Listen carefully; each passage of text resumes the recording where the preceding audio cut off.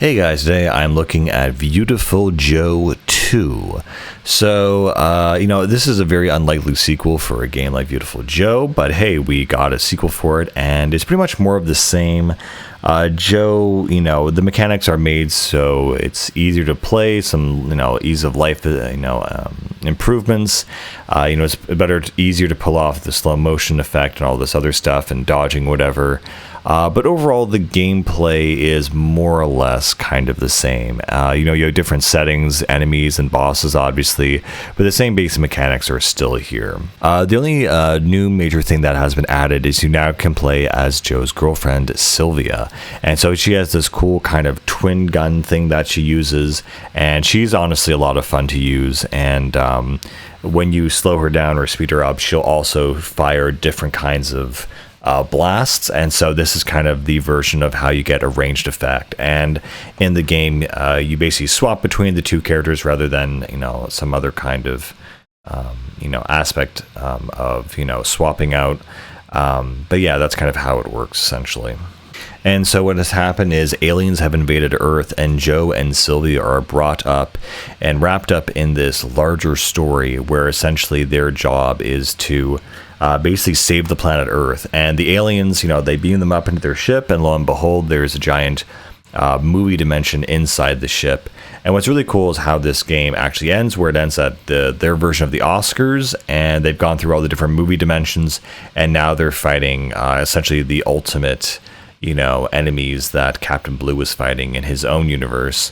And yeah. And so again, they have this whole thing where they lose their powers and they get it back by believing in themselves, and the power of friendship or the heart of the cards or something. I really forget what exactly.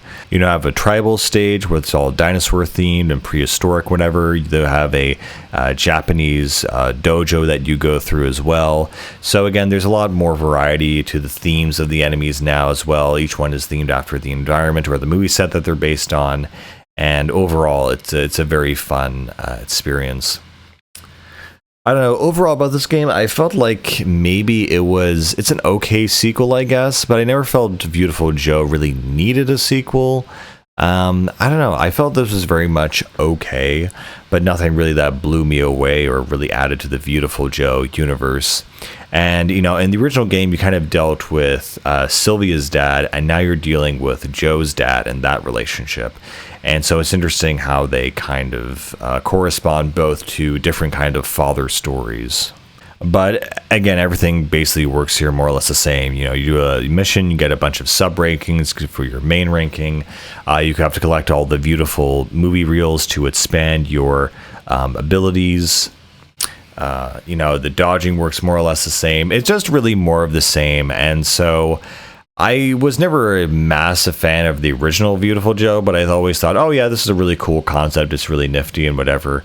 But it never occurred to me that this is like a super amazing game or really my thing. And so this was the last game Capcom made in its series of Viewtiful Joe. And so I think that kind of makes sense, at least, because they experimented with all the possible combinations of, the combos that they could have done.